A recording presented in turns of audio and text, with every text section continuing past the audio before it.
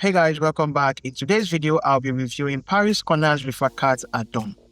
If you're a big fan of the OG Rifaaqat, do not blind buy this, as this is a flanker that has absolutely nothing to do with the OG. Rifaaqat Adorn is a spicy, woody, fruity floral ferment that smells absolutely divine. In the opening, it's given fresh, spicy, fragrant cedarwood and incense intertwined with fruity green jasmine and avocado pear. Yeah. After about 3 to 4 hours, it turns into a powdery, musky, spicy green sugarcane and incense perfume with tobacco leaf and patchouli kicking in around the 8-hour mark. If you like tobacco leaf, this might not be a problem for you, or should I say this should not be a problem for you. Rifaaqat Adorn smells like a toned down version of Ambre Pimiente by Ashmal, which I reviewed some months back, but Ambre Pimiente is heavier on the Middle Eastern smell of fragrance woods. Rifaaqat Adorn projects well for like 3 hours with over 8 hours on my skin, and just like Ambre Pimiente, it smelled like an all-occasion, all-year-round perfume to me.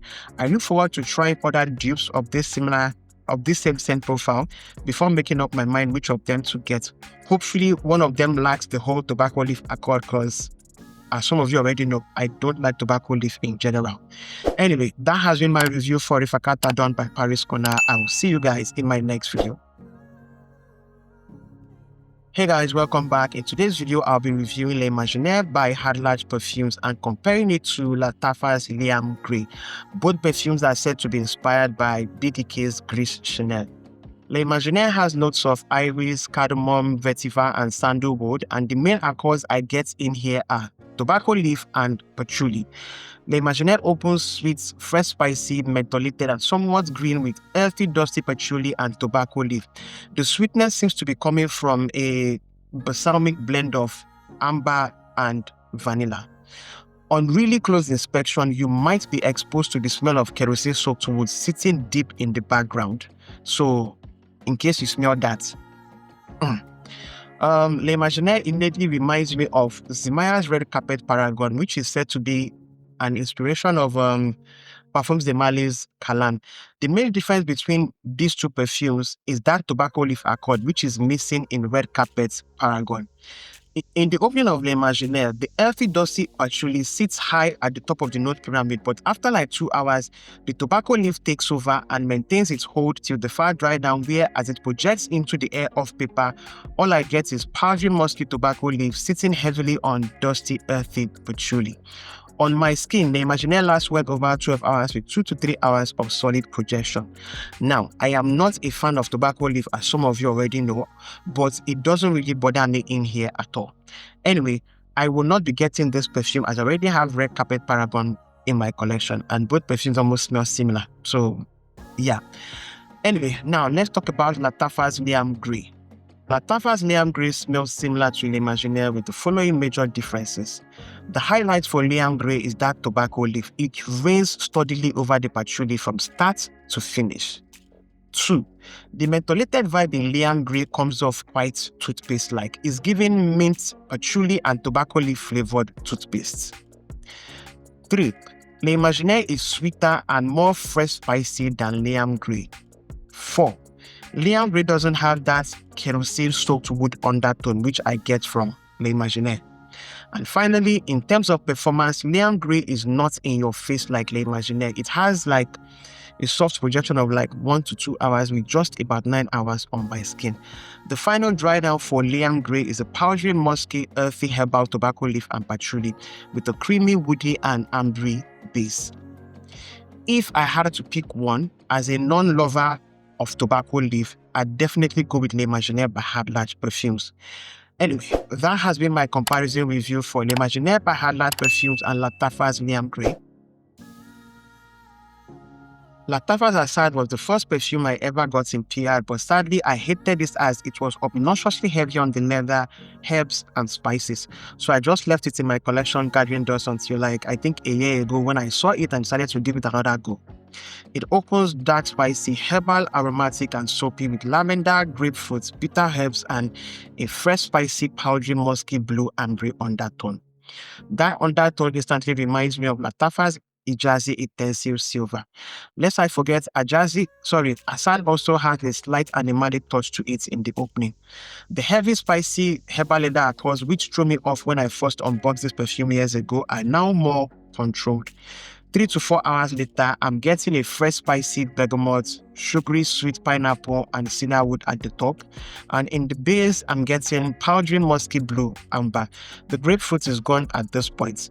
Performance is stunning right now with whips in the far dry down, though I don't remember what it was years ago when I first unboxed it, as I hated it back then. In a nutshell, this is not a safe blind buy out of the box. It needs time to macerate and be somewhat mass appealing. That has been my review for Lattafa's Asad. Don't forget to please like, share, subscribe, and yeah, I'll see you guys in my next video. Bye guys. Joop Homme is one of those purchases I made because I loved how it smelled on a friend of mine, but when I eventually got my own bottle, I was negatively overwhelmed. On my skin, Joop Homme opens like an intense, revolting, somewhat sweet, pissy, skanky 𝗕𝗧𝗘𝗦𝗦𝗦 scent. It smells like a pea-soaked mattress. After about 30 to 60 minutes thereabout, the peace accord dials down considerably as the scent settles into a creamy, sweet, mentholated, skanky, 𝗕𝗧𝗘𝗦𝗦 flavored cough syrup. And it maintains this energy till the far dry down when I have to take a shower for the day. In the final dry down, a cherry note takes over this pissy and skanky facets of the patchouli, reminding me of my experience with that Lattafa perfume that comes in a red cylindrical bottle, Maya Cherry Intense. If you're not a fan of cherry, fret not, as this is not a cherry bomb. I'm even surprised that I was able to clock the cherry notes in here. Joop Homme is a beast mode cold weather scent. I don't see this working in hot weather. It also smells quite grown, like something people in my age bracket would wear dressed up for a party or event. Nothing about Joop Homme screams work, gym, or errand appropriate, if that makes any sense. To the club, maybe you could wear this to the club, but yeah, work, errand, and gym is not, it doesn't work basically. Anyway, that has been my review for Joop Homme. Don't forget to please like, share, subscribe, and I will see you guys in my next video. Bye guys. Hey guys, welcome back. A few months ago, I got to sample Blue Seduction by Antonio Banderas, and here are my thoughts on it. Blue Seduction opens with an inoffensive burst of fresh, blue, salty, aquatic accords that low-key remind me of the Paco Rabanne in Victor's DNA.